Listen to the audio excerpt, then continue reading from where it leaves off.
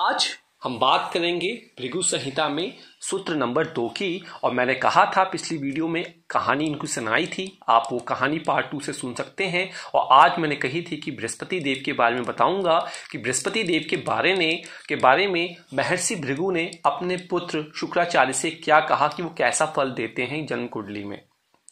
तो यहाँ पे आज दूसरी कहानी ये है, थोड़ा सा मैं बता दूं।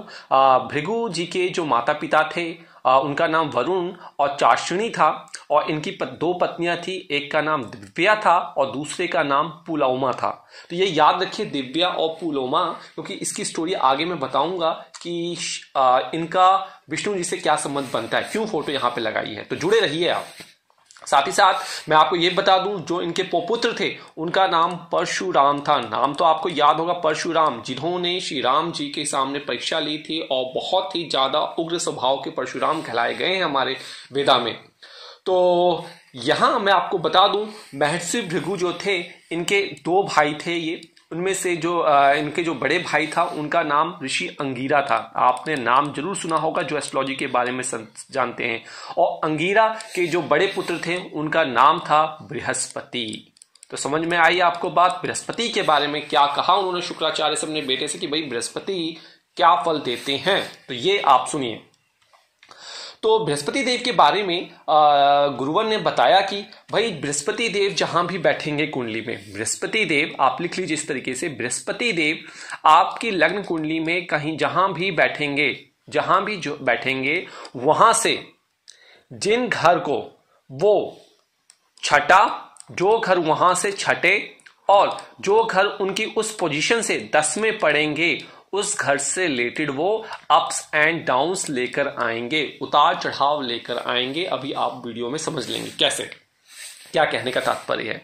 साथ ही साथ अप्स एंड डाउन्स लाएंगे। और वो बृहस्पति का, जैसे आपने शनि के देखे इसमें देखा था कि वो कार्मिक भाव, चौथा भाव, तो यहां पे वो भाव जो होंगे वो कहीं ना कहीं कार्मिक भाव जो होंगे बृहस्पति के होंगे। और बृहस्पति से रिलेटेड आपने उन भावों में कुछ ना कुछ कमियां की होंगी आपने पिछले जन्म में, जिसकी वजह से आपको उतार चढ़ाव देखने को मिल रहा है। अगर आपने अच्छा किया होगा बृहस्पति से रिलेटेड उन घरों में पिछले जन्म में, तो आपको अच्छा फल इस जिंदगी में मिलेगा।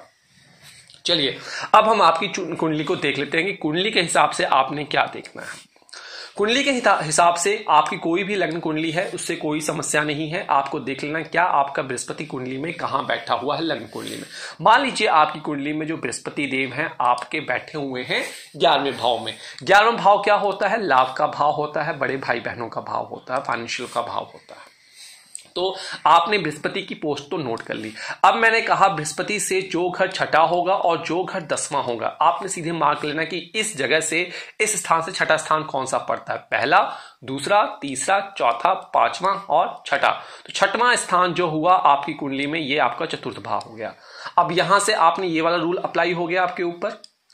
उसके बाद आपने देखना है कि 10वां स्थान क्या हो गया। तो ये छठा हो गया, 7वां, 8वां, 9वां और ये 10वां स्थान हो गया।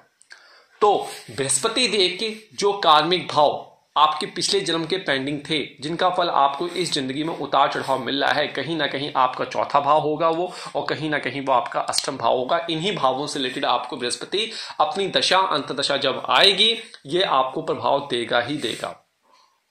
तो कैसे प्रभाव? चौथा भाव क्या होता है? चौथा भाव मैंने बताया था आपका फैमिली लाइफ का होता है, पारिवारिक सुख का होता है, प्राइमरी एजुकेशन का होता है, घर बाड़ी व्हीकल का होता है, माता का होता है, आपके रेस्पिरेशन का होता है। कहीं ना कहीं अप्स एंड डाउन्स यहां पर देखने को मिलेंगे। मतलब आपकी पढ़ाई कहीं छूट सकती है या आपकी पढ़ाई छूट सकती है, इसका मतलब कि पिछले जन्म में आपने अच्छा कार्य नहीं किया होगा, अपनी पढ़ाई से रिलेटेड कहीं ना कहीं पढ़ाई में छल किया होगा।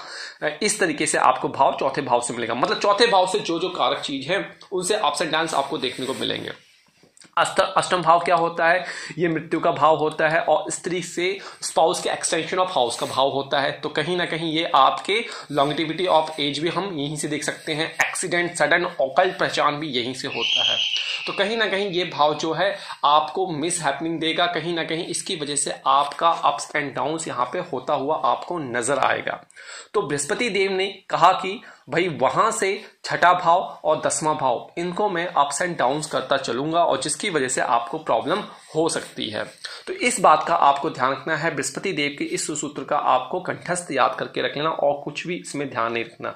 तो एटलीस्ट एक सिग्निफिकेंस ऑफ दैट हाउस जो होगी छठे या आठवें भाव की, वो डिस्ट्रॉय होगी इस केस में अगर आपका शनि महाराज बैठे हुए हैं 11वें भाव से, और वहां से छठा भाव ये है और आपकी कुंडली का दसम भाव ये पड़ेगा, इसको एक्टिवेशन करेंगे। इसी प्रकार से शनिदेव आपकी कुंडली में कहीं, बृहस्पति देव आपकी कुंडली में कहीं भी प्रेजेंट हो सकते हैं, वहां से छठा और 10वें भाव का प्रभाव आपको देखने को मिल सकता है। तो आज बस इतना ही। नमस्कार, जय माता दी।